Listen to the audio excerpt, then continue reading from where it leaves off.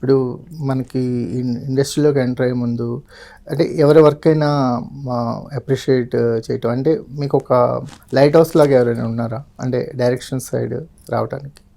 అంటే మనం ఒక ఫీల్డ్లోకి ఎంటర్ అవుతున్నప్పుడు ఆ ఫీల్డ్లో ఏదో ఒక పర్సనాలిటీ కానీ ఏదో ఒక సక్సెస్ కానీ మనని ఇన్స్పైర్ చేస్తారు.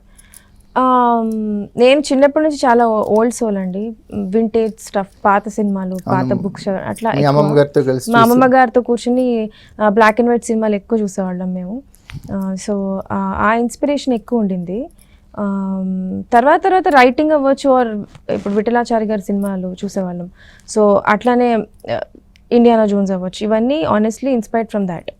విఠలాచారి గారు ఎప్పుడో చేసిన ఇండియానా జోన్స్ అనే తర్వాత దే మేడ్ ఇట్. సో కొత్త టెక్నాలజీ ఎలా చేయొచ్చు ఏంటి అని చెప్పి నేర్చుకోవడం. And then obviously as film makers we are students కదండి. సో అందరి డైరెక్టర్స్ దగ్గర నుంచి we keep learning something from them. స్పెసిఫిక్గా ఏమైనా చెప్తారు? స్పెసిఫిక్గా అంటే అగైన్ అదేనండి, ఒక్కొక్క ఎలిమెంట్ ఒక్కొక్క దగ్గర నుంచి. ఒక హై సీన్ రాయాలి అని అంటే, సీన్లో ఒక ఎలివేషన్ ఉండాలి అని అంటే ఆబ్వియస్లీ రాజమౌళి గారిని చూసి నేర్చుకుంటాం, సీన్స్ ఎలా రాస్తున్నారు ఏంటి అని. డైలాగ్స్, ఫన్, ఎంటర్టైన్మెంట్ మొత్తం ఒక దగ్గర స్టిచ్ చేసి మంచిగా చేయాలి అని అంటే త్రివిక్రమ్ గారు obviously he's a big book, his work is a library again.